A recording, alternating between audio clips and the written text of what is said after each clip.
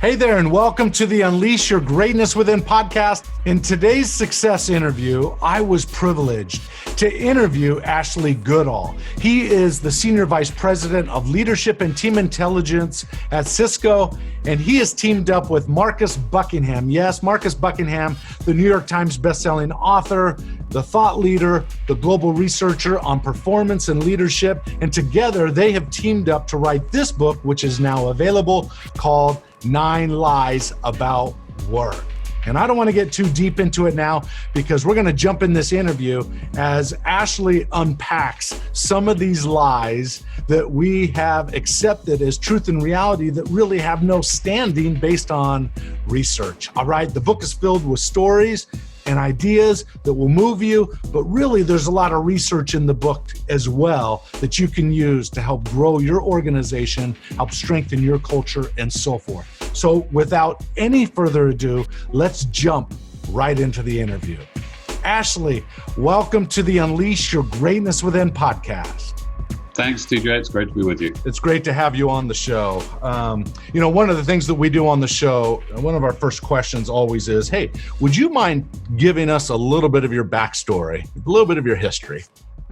I was, as a kid, I was a musician, and I thought I was going to grow up to be a professional musician. I started playing the piano at the age of 6, and then discovered that there was these things called symphony orchestras that were really fun, but they don't really have pianos in them. So I took up the violin and then the viola and found my way into symphony orchestras. Right. And then having sat in them for a while, I thought, goodness me, I'd love to have that job of the guy up at the front with the white stick. So I got into conducting at undergrad. When I was in undergrad, I was a conductor of a couple of different orchestras. The world sent me a message shortly thereafter that was not going to be a career for me. But what I took away from it is an enduring fascination with how people play together in the literal sense of musicians who have to take sort of the score, which is sort of the sort of basic performance, if you like, but then imbue it with life in some way, but also how people play together at work. And so this fascination with human interaction, human teamwork, and then the idea of the conductor as a metaphor for leader. Interestingly enough, the conductor, of course, doesn't make any noise, and the reason you go to the concert is to hear the noise. Right. So this idea of the conductor as somebody whose only job is to bring out things in other people, I found enduringly fascinating, and that's led me to work in the field of leadership. Oh, that's really interesting. And where are you from originally?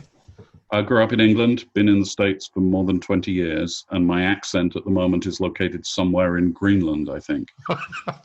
That's hilarious. All right. Well, this is great to have you on the show. And as people are listening to this, you've written a great book here, The 9 Lies About Work. So we're going to dive right into this. So one of my first questions, going a little bit back to your background, how did you connect with Marcus Buckingham? Because you both kind of co-authored this book together.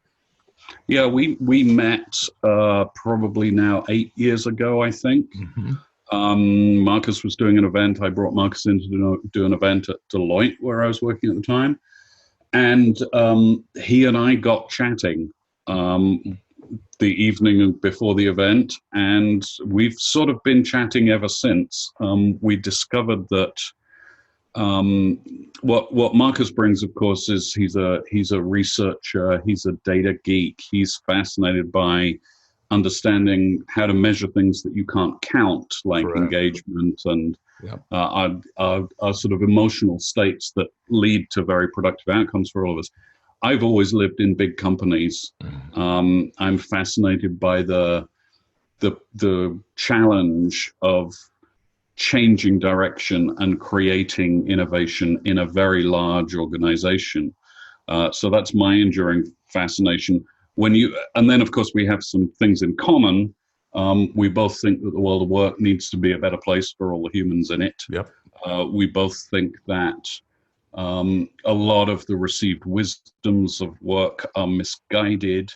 And we think that whether you walk through the door of what does the evidence tell us, or whether you walk through the door of what actually practically works in a company, there's an awful lot to learn about how to do these sorts of things differently. And so we've found common cause in that, and we've been scribbling away and talking away and having conversations way into the night for years and years now. Well, and here's the fruition of those late night talks and visits and looking at the world a little differently, because I'll tell you what, I've read this book. I'll just show.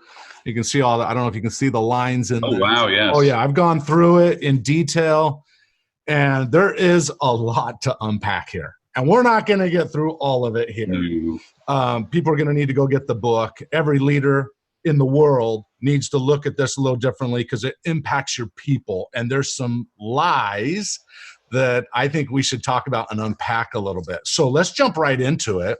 Why did you guys decide to use the word lies? Well, firstly, I mean, we're talking about this collection of things that we, in a way, we all believe to be true about the world of work. And of course, the opposite of truth is lie. Secondly, these things are so deeply ingrained. I mean, if we read down the table of contents of the book, which is, of course, a list of the lies, I think a lot of the listeners who aren't maybe familiar with the content would go, hang on a second, isn't that true? I've always been told that's true. I'm right. Where are you coming from? And because these are pushed so hard, we felt we needed a strong word to push back against them. Oh, okay. And then maybe thirdly, there's a quote, and I think it's Churchill, although I'll have to source it properly, but it goes something like, a lie gets halfway around the world before the truth has its pants on. And there is something about our misconceptions, lies about the world of work, that seems to be very attractive to us. Right. I think possibly because they promise to make the world a simpler place, and we like simplicity. So, for example, the lie that the best people are well-rounded, you look at that and you go, well, okay, but it would be nice if it were true, because it would make things an awful lot simpler for us. And so there is something attractive to that, and we wanted to just come back fairly strongly against that set of ideas. That totally makes sense. And it's obviously resonating out there, because I was traveling on a business trip a couple of days ago, went through an airport, noticed your book. At the time, I didn't check it today, but at the time it was number 11 on one of the lists. And so people are starting to pay attention to this. So go ahead. Yeah, I mean, it's always very hard to gauge how something is doing, because even with the world of social media and all this data about sales, and you really don't know as an author whether the ideas that you have labored over for, I think it took us 833 days from the first brainstorming session to publication date. Wow. You don't really understand in a sort of comprehensive sense how that's resonating with anybody. But from the things I've seen, people are curious and are leaning in, and that's absolutely what we wanted to achieve. And you're doing it. So one of the first lies is people care which company they work for. That is a lie. Can you explain that? And that's one of the ones where people go, well, hang on, I do, don't I? I sort of have a sense that I care very much where I go to work every day. The trick is understanding where you actually go to work. Right. If you look at the choices that people make, and of course the biggest choice in the world of work is, do I work here or do I not work here? Right. Those choices aren't explained by company in any way. When you look at what drives people's choice of where they stay or where they go, it's always the local experience. It's always the experience of the people immediately around you, which is to say, people actually care which team they're on. And when you quantify this, and if company were a sort of monolithic thing, and you measured experience in a company, you should expect it to be reasonably consistent. And then if you go over and look at a different company, you would expect that to be different, because that's sort of what we would expect to see if company were the real driver of all of this. When you do that research, you discover that inside a company is enormous range, and between companies is relatively small range. Right. So you can have a great experience inside a company, or you can have a much less than great experience inside a company. And that's not really a function of the company. It's much more a function of the team that you're on and the people you go to work with every day. And actually, we work for companies in an abstract sense, but we work with a team in a very tangible, practical, everyday. If these people have my back, this is great. If they draw out what's best of me, this is great. If they don't, it's not. And that's what motivates our behavior in terms of where we choose to work or not. No, that's really great. You know, we've heard for years that you don't quit the company, you quit your closest leader or your closest supervisor or maybe the team. You say this in the book, quote, "When people choose not to work somewhere, the somewhere isn't the company, it's the team." And then I'm going to skip down. "While people might care which company they join, they don't care which company they work for. The truth is, once there, people care which team they're on." And in the book, you guys give a lot of research on that. It really does. I want to make a point of this to the listeners that you guys in this whole book, you double down on the value of teams.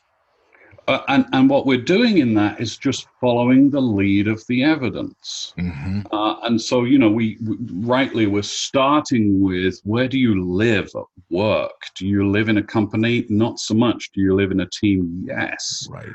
And then the rest of the, you know, we just keep pulling and pulling and pulling on that thread. And so if you're an experienced team leader or a first-time team leader, or you're thinking about whether you'd like to be a team leader at some point, then you need to know, do I form a plan and tell people what to do, or do I do something else? Do I cascade my goals to the people on my team, or do I do something else? Do I try and make everybody the same, or do I do something else? And in all of those things, each one of them is rooted in a specific finding about the real world that is opposite to the received wisdom of, if you like, our theory world of companies. And it's that exploration through this line of team that is I think one of the big themes of the book. Oh, it really is. And you brought up another lie right there, tongue in cheek. You brought up another lie, which is the results of an organization or the success of an organization. Let me get to it really quick here. Okay, this is a lie. Lie number 3, the best companies cascade goals. And I was like, where is he going with this? And then I got into it and I became frustrated. Here's why I became frustrated. Because I'm an author myself and I am inside Fortune 500 companies and working with companies. You know, this podcast is probably only 10% of the work I do, you know, whatever that number is. And I agreed with everything you said in this chapter. Of the 20 years I've been in the business of working with organizations, those that are thriving are not cascading goals. They are cascading meaning. And I'd love to have you unpack that. So you have to start by saying, what does a goal cascade look like? Okay. And it starts, I think, from some very good intentions, as many of the lies do, very good intentions from senior leaders or people who run organizations. Right. To say, well, how do we get everybody aligned? That's the word you hear. That's right. And the answer seems to be, well, we should align people by telling each successive layer of the organization in some way what to do. So we have the senior people set goals, and then the people below look up and set a mini version of each of your leaders' goals, and the people below you look up, mini version, mini, all the way down to some unfortunate chap at the bottom of the organization who has handed to him, about 3 months after this process has begun, a mini version of some executive's goal, right? Right. And the thought is that if that were driving what we all did every day, then we would all be pulling on the oars in unison, to use the somewhat tired metaphor. There are a couple of problems with this. Firstly, by the time you're done with the goal cascade, the world has changed, so you're no longer living in the world you were at the beginning. Secondly, we're not all sitting around waiting for somebody to tell us what to do. Today is Monday. I didn't have to walk into the office and check a goal form to figure out what I was meant to be doing, because work is a river. It just keeps on coming. That's right. And thirdly, what gets put into goals aren't actually work in a strange way. You know what the work is. Work comes in projects with deadlines and deliverables, and you know what it is because you talk to the people on your team around about it, and you talk to your team leader about it. Goals are a complete abstraction with that. It's like they're removed from the flow of work, and they attempt to drive alignment, but of course the first thing they do in that attempt is to divorce themselves from the work that we're trying to align. Because when you're sitting there on the receiving end and somebody says, well, write your mini version of the goal, you take the work that you knew you were going to do anyway, force fit it into the categories, make it look pretty so that nobody criticizes you for aiming too low, and then put it back in the goal form and forget about it until at the end of the year, your leader comes around and says, you've got to write your self-assessment. And you're like, well, I don't want to look too lazy. And also, I don't want to look deluded. So I can't say I knocked it out of the park because everyone will think, well, you're just trying to get more money. And I can't say I didn't do this because then I'll get kicked out the door. So I'm going to go for about 88% on this thing and then have some good words about how much I learned and how I'm going to improve in the future. Which is to say that it's a weird exercise in politics and self-positioning that's got nothing to do with actual work. So those are some, at least, of the complaints we might have with a goal-setting system. Right. Okay, so then what is the solution then? Meaning and purpose is what I heard in this chapter. Well, the solution is to realize that people don't need to be told what to do. There are plenty of, you live in a company, you live in a team, you understand what it is that you should be doing. The question is why? The question is to what end? The question is how should we hold ourselves in executing the work in front of us? The question is what do we value? The question is what does great look like for all of us? The question is which hill are we going to take? Where are we going together? Those are what we might call meaning or purpose, which we talk about a lot. Mm-hmm. It's not like the idea of talking about purpose in a company is a new idea. But very often it's done carelessly, I think. So what tends to happen, and certainly I've seen this a number of times in companies, is the senior folks will go, well, we need to explain our purpose, so we need to make a slide. And the slide on it should have a beautifully crafted sentence which says what we're up to. Mm-hmm. And then maybe there's a couple of slides behind it that say, and you spend a long time with lots of people weighing in and wordsmithing, and you wordsmith a bit more. And then there's a big happy all hands where you put your slide up and say, look, our purpose is clear. And then what tends to happen is you don't ever come back to that. Mm. You think it's a sort of one and done thing, and you think the words on a slide actually get people there. What in the real world, if you look at the companies who are brilliant at doing this, they are very deliberately designing their environment, the stories they tell, the rituals they have, even going so far as the buildings that they live in, so that you can't walk more than 2 yards or spend more than 3 days without bumping into some manifestation of what the company is all about and what it's for. And what you see from all of this is that when you can give people a sense of where to go, then they're quite capable of figuring out how to get there. And in fact, probably more capable than you are as a leader doing a cascaded goals, because they know what's going on the ground. They're in front of the customers every day. They're working with the technology every day. They're right in the thick of things. So they have better information than anyone up at the top of the chain. And all we need to do is to say, hey, folks, this is where we're going. Here, not here. Here, not here. We value this, not this. But you do it the whole time. You have to do it constantly. Yes. Every all hands has got to touch on and show people why we value these things and how we value these things. The people you celebrate in an organization, you have to choose because they exemplify what it is that you're aiming for. The stories that you tell, every leader tells stories, little vignettes that sort of serve to make a point. Which ones are you telling and what do they tell your people? And then your rituals, what do you do repeatedly? And you do it repeatedly because it's important, and because it's important, you do it repeatedly. It's that cycle of things. Right. What did those point to?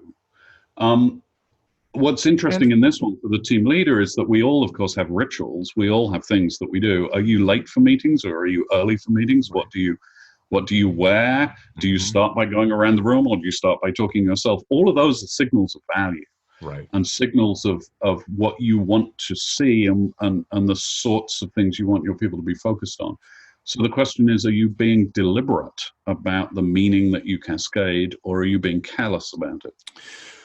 So this is the job of both the team leader, but also, let's say, the CEO or the upper management, right? Their job is to kind of paint the picture, the vision of where we're going, and then trust the individual teams who are closest to the action, to the information, to go make that happen. Is that what I'm hearing?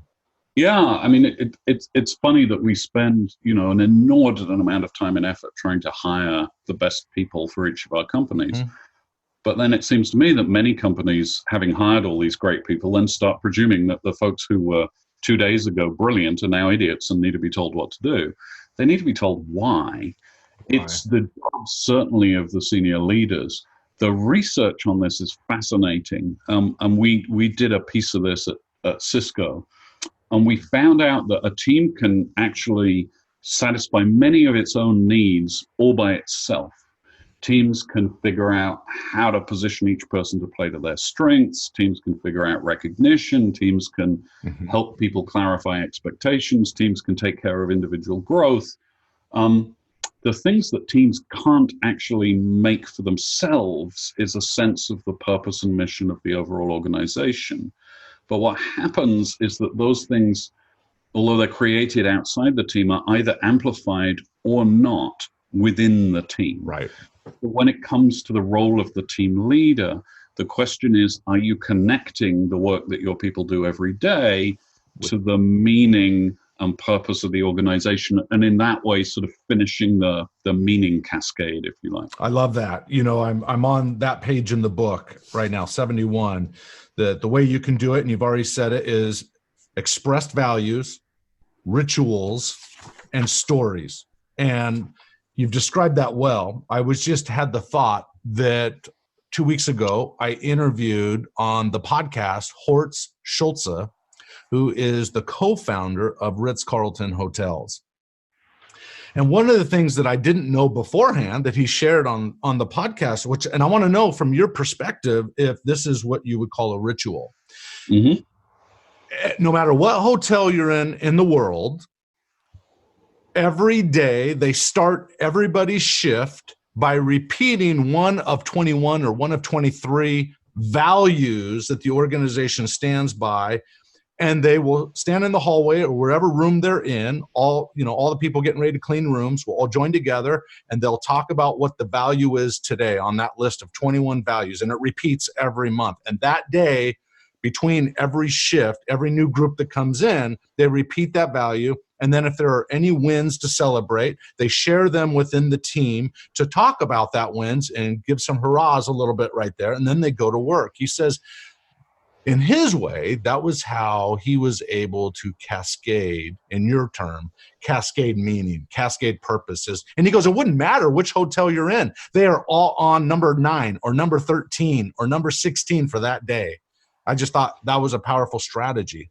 That's a beautiful example of a ritual in action. And in addition to, of course, the reinforcement of here's what we're here to do, folks, wherever number you are on the list, the other powerful thing there is that it signals that we do this together. Yes. We are a team, because the team is coming together to talk about what matters most.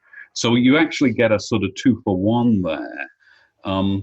It's not just a reinforcement of purpose, right, but it's a reminder of the fact that we all have to do this for it to happen. We all have to do this together.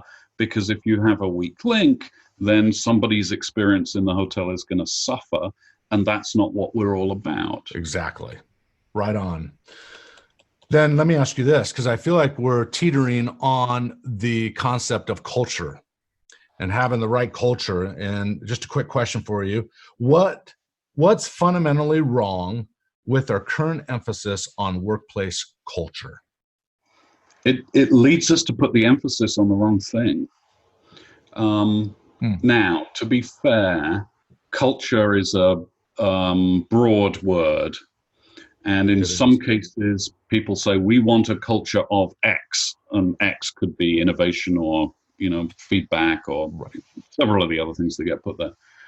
In other cases, when people say culture, they're just using it as a shorthand for all the people stuff. Mm-hmm. And of course, there's nothing objectionable about that. The challenge is that if you're a team leader trying to actually make the experience of work better and more rewarding and more productive for the people on your team,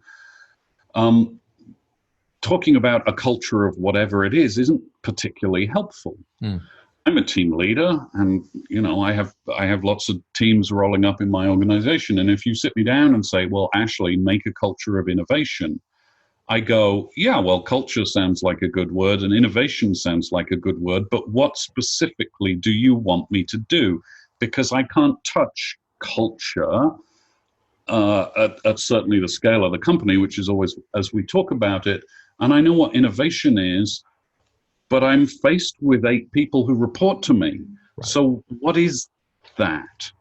So the challenge with the conversation of culture is it pulls our attention away from where the experience of work lives. Not just the experience of work, but the outcomes of work as well. If you want productivity or innovation or collaboration, if it doesn't happen on the teams in your organization, it doesn't happen at all. Right. And okay. So our point about culture is you've got to go to the team leaders. You've always got to go to the team leaders. They make the experience of work. And if we're sort of patting ourselves on the back because we're talking a lot about culture, we shouldn't be until we finish the thought and go, it's great to say experience at work is important, but that experience lives somewhere. And the somewhere's never the company, it's always the team. And I would think the leader, so that it's tangible, that culture's tangible, has to set priorities. Is that fair? I mean, you got to set the direction, you got to set the priorities. It can't just be fluffy culture. It's got to be specifically results driven. Is that what I'm hearing you? Well, what you look at when you study what distinguishes the best teams from the rest of the teams, yep, is actually the job of the leader is very, very specific. You can measure it, and it's a set of outcomes that have to be felt by the people on the team ongoingly.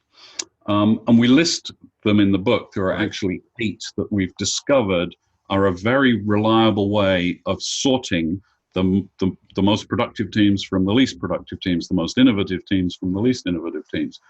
Rather than going through them all right now, because they are in the book, and so, and there's a lot more detail in the book about them. There do seem to be 2 categories in that list. One is what we call we things, the best of we things. Who are we all together? Right. Do we have one another's backs? Do we have a shared sense of what great work looks like? The other is what we call the me things, the best of me. So for each team member, am I clear on what's expected of me?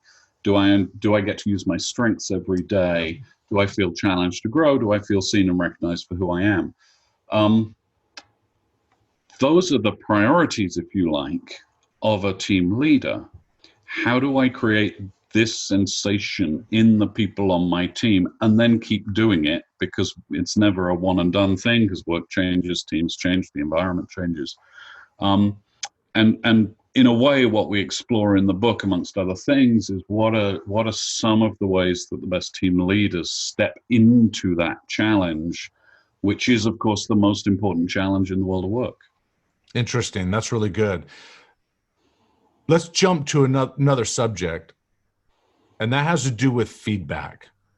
You guys have an issue with constant, unvarnished feedback, in a sense, right? That there's a downside to it. I don't think we have an issue with it. I think the research has an issue with it. Yes, fair. And you look at the effect of critical feedback on a human brain, and you find out that the brain leaves the conversation the second it feels under threat. And it's very hard, by the way, for me to say to you, TJ, I've got some feedback for you, without you feeling that something potentially unpleasant is about to come around the corner. Sure. So you look at the research on, which, by the way, is not new. It's been around for many, many years, on the effects of critical feedback on a human being, and you find out they don't lead to learning. Right. They might lead to a bunch of other stuff, but I think we're in this for the learning and the development and the growth. That's our goal in talking about feedback. And so the first piece of research is you don't get there from here. That's a problem. Secondly, we're all really unreliable judges of other human beings, either on the high end or the low end, by the way. And there's a lot of research in that regard, which we probably shouldn't recapitulate for the sake of time. But if I say to you, you need to improve your strategic thinking, it turns out that my evaluation of you on strategic thinking is a function mainly of who I am as a rater and what I think strategic thinking means. And you're not actually part of that conversation in any measurable way. That's scary. Well, that's a little bit weird as well. Yeah. And then thirdly, the purported reason for all this feedback, and of course we are living in an absolute avalanche of feedback at work these days, and every day someone comes up with a new app so that we can all tell one another anonymously how we think we're doing at strategic thinking, and a million other things as well. But it should be a quest towards excellence. It should be a quest for excellence in people. How do I help you thrive? How do I help you prosper? How do I help you be the best person you can be at work in life? But when you look at excellence, you find it's not the same one person to another. It's always idiosyncratic. If you look at the best, you look at the best comedians, and you look at, you look at Jerry Seinfeld, and then you look at John Cleese, you would say, what's the secret to being funny? Right. You can't, from that comparison, or look at Amy Poehler, or look at any of the others, you can't from that comparison say, well, funny is this. The only thing you can say is the definition of funny is I laugh. Yes. And so excellence is A, idiosyncratic, and B, defined by its impact on other people. Okay, now we've come an awfully long way from a tool which says we should all be scoring one another the whole time, or giving our opinions to one another the whole time on how we're doing, and that will in some way create growth towards something that we understand using good data. None of those is true. And that's not Marcus and Ashley. That's what the evidence would tell us here. So what direction if there's a leader listening right now, a team leader right now, I'm listening to this interview, and I've got to be a little bit leery of the feedback and so forth. How would a leader do it correctly? So then you flip the question and you say, never mind looking at how feedback works, look at how a human brain grows. Okay. Human brains grow when we ask them to think about what they do well. And there's actually a biological reason for this. If you look at what's called neural plasticity, the process of a brain growing, you find out that your brain grows throughout life. It doesn't stop when it's, a 10-year-old brain. You keep learning things. But B, you learn most in the areas where you already have some ability. Yep. And what's going on inside the brain is that it's easier to add synaptic connections where there are already lots of them. Right. So the brain tends to specialize over time. We get more good at certain things. And the best predictor of what we're going to be even better at is what we're already quite good at now. Right. So to help somebody grow, you have to figure out what are the recurring patterns of thought that constitute that person? What are the recurring patterns of behavior? Which ones work? Now you're engaging with somebody's actual brain. Which ones work? And can you help that person understand how to do those things more powerfully, in a more focused way, in more different walks of life? Can you take what's in there already and make it more powerful in the world?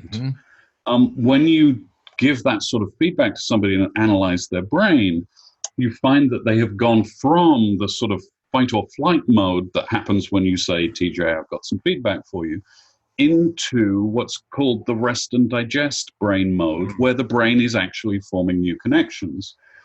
And maybe the last thing to say here is what those connections feel like on the inside is that you have somehow, there's a sound that comes with it very often. Have you ever gone, someone said something and you've thought about it a little bit and then thought about it some more, and then you've gone, oh yeah, oh, it's that thing. Right. That's learning. That's what it sounds like, at least when I do it. Right.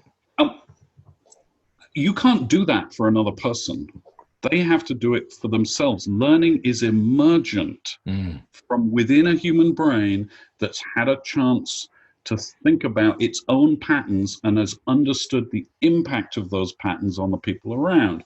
And so the best thing a team leader can do for anyone on the team, the most important thing is to share with them your reaction to something that worked brilliantly well. Not your judgment, not your evaluation, not your feedback, your reaction. Hey, John Cleese, that was really funny, that thing you did there, and I laughed because it made me think of this. And then John Cleese has got to do the work, because he's the only one who can, of saying, well, what was I thinking? Where was I going? How did I land the line? Have I done that before? Could I do that elsewhere in some other bit? Right. That's how we help growth in other human beings. You know, that's really interesting. You just triggered a thought I wasn't planning on sharing. When my youngest child, I have 4 children, my youngest girl, for the longest time, I don't remember if she was 1 or 2 years old. I'm going off a vague memory now, but she couldn't say her R's right. I don't know, in a word, she couldn't get it right. And I knew the power of, and you put it in the book right here. This sounds as easy as, quote, catch people doing what's right, unquote. So studying these things over the years, I remember the first time she said, I don't remember what, I'm sure it's in my journal somewhere, but she said a word where she used the R just right.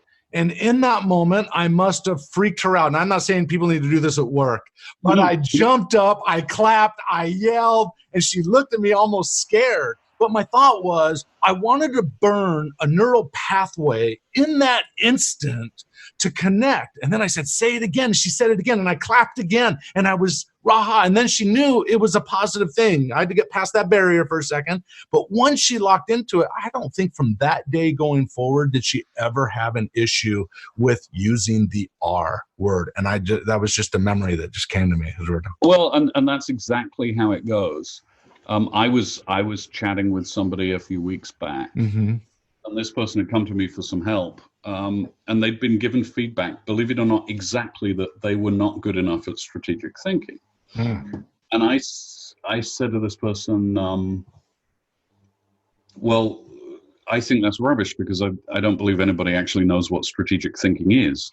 It's one of these things that, it's got the word strategic on, so it must be good, and it's got the word thinking, so I'm trying to look inside your brain and tell you what happens in there. Right. So it's weirdly abstract. And so I said to this colleague, tell me something that's worked really well for you in the last 2 weeks that you're really proud of.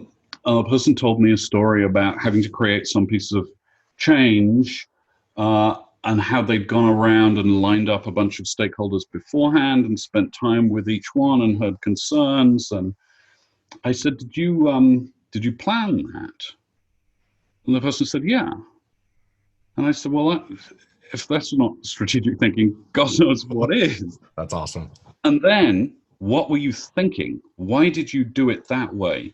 Could you take that experience that works and point it at something else? Could you do it more? Could you do it in more different walks of life? Right. And that sort of encapsulates the whole discussion of feedback. This person had a label affixed to them that was a deeply erroneous, I think, and pejorative label, and they were struggling. Mhm. They were in a pretty bad place. But if you flip it and go, our job isn't to label you and then leave you the hard work of figuring out what on earth does it mean and what am I meant to be doing here? Where do I begin? Yeah. Where do I start with that? Where do you start with that? I still don't know. But instead, find what works, find how to make more of it, because, of course, the raw material of excellent performance is good performance. It's never the case that the raw material of excellent performance is poor performance. The world doesn't work like that. Excellence is its own creature. And so, lots of folks encountering this research about feedback and the way that we're describing it will say, well, hang on, I've still got to tell people if stuff's going wrong. That's the big pushback that you get. To which the answer is, if somebody's missed a fact, then brilliant, go for it. If they've missed a step and there's a clearly defined process for this job that has 8 sequential steps, then yes, of course. But beyond that, be very, very careful.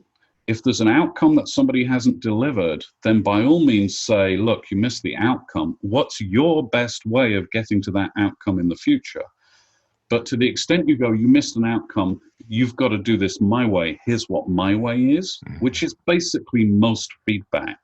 Most feedback is me saying to you, you'd be better if you were more like me. Here's me. And just sort of throwing all of that over the fence and leaving you to deal with it.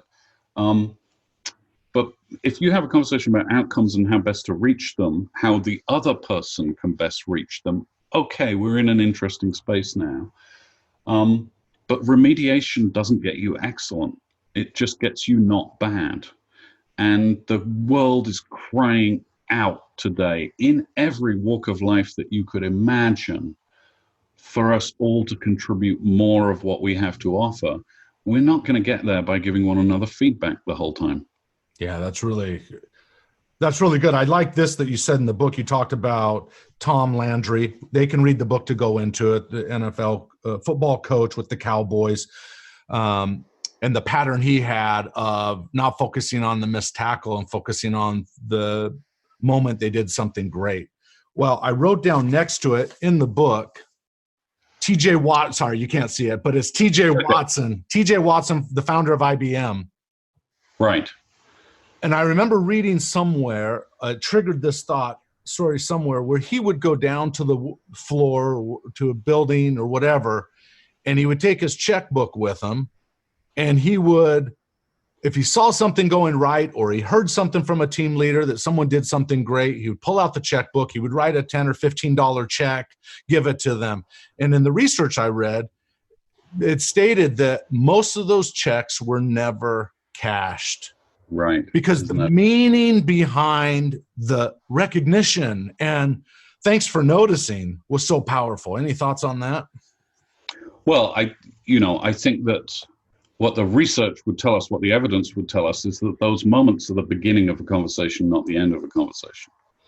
And the reason we say in the book, this might sound like catch people doing things right, which is the TJ Watson story, but there's more.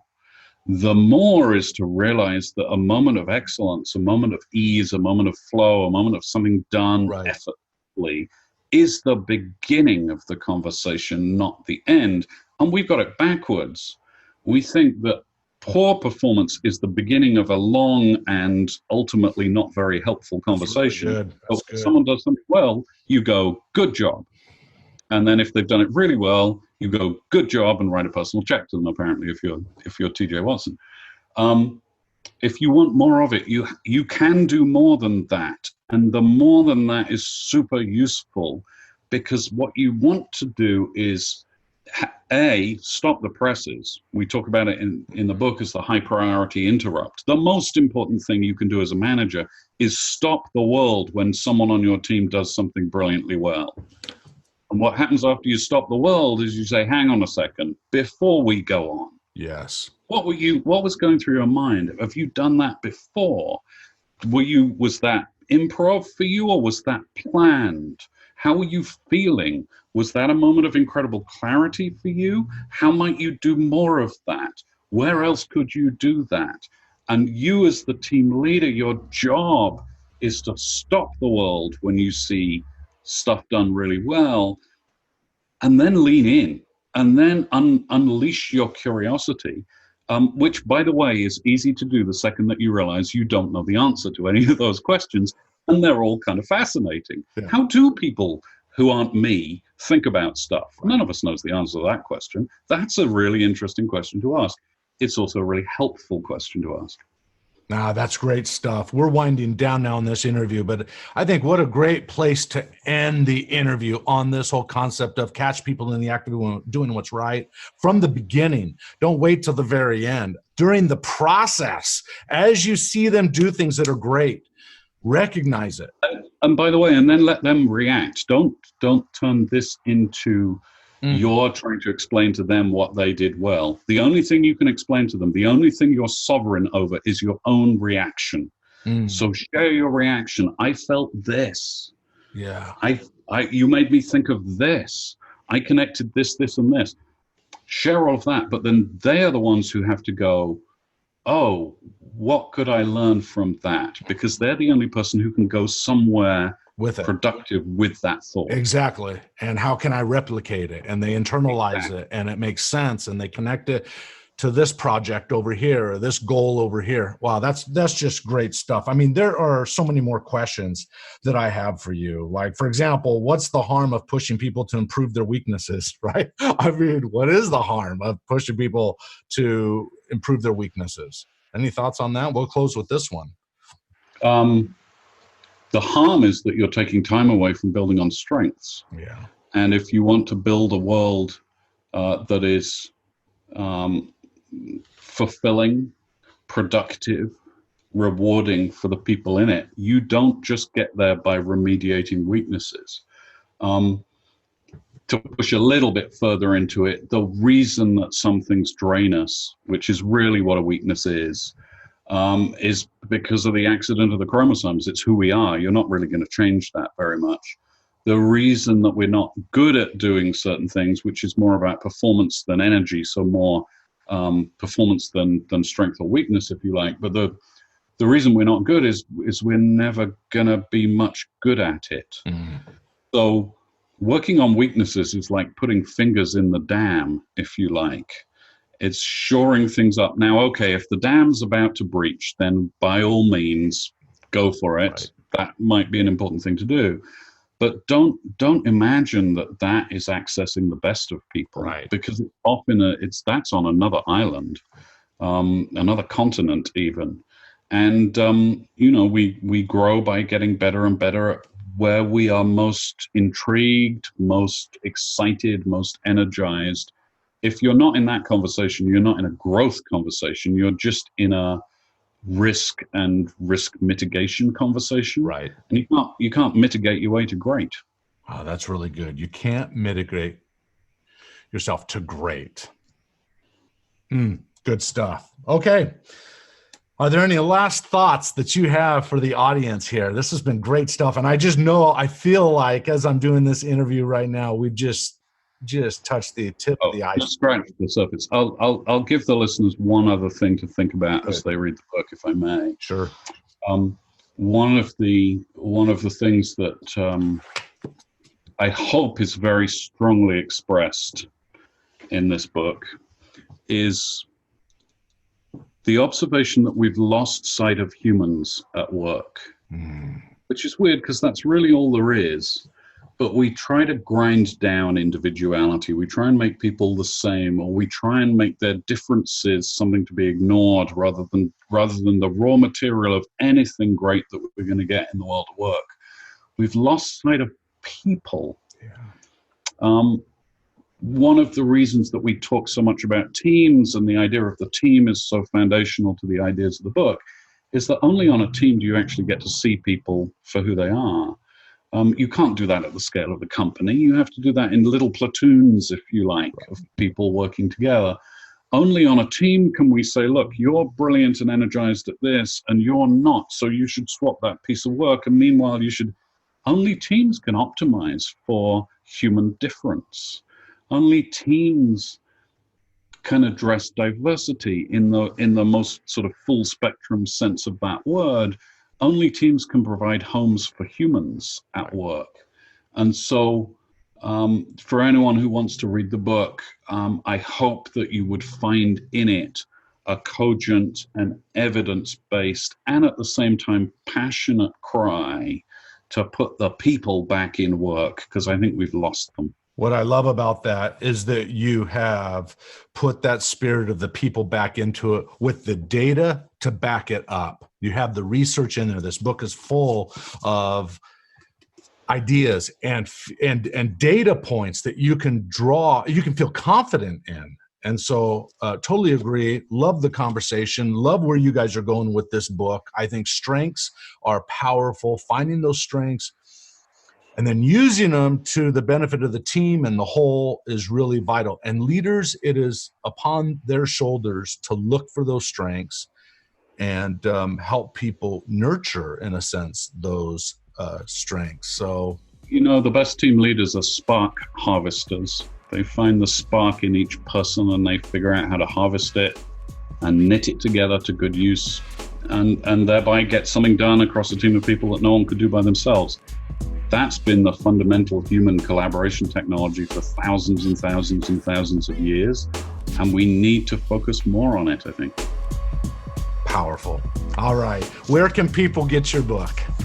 Well, you can get it on Amazon.com or on anywhere that books are sold. And also, if folks are interested in going more into some of these ideas, you can point a web browser at freethinkingleader.org, freethinkingleader.org, where you will find me sitting in this seat for the most part, looking at this camera for the most part, talking a lot more about the ideas in the work together with my co-author, Marcus Buckingham. That's really great. Well, tell Marcus hi for me, will you? Yeah, absolutely. And I thank you for taking the time out of your busy day to be on the show. I think it's going to be a benefit to those who listen to it. And I encourage everybody to go out and get the book. You'll love it. It'll cause you to think differently about how you look at the work world, if you will. Anyway, thank you very much for. Hey, thanks for having me. It's been a great chat. Thanks. Podcast listeners, thanks for listening. You've taken time out of your schedule, and I really appreciate it. Now, do me a favor. If you like what you heard, star it. Thanks. Now go unleash your greatness within.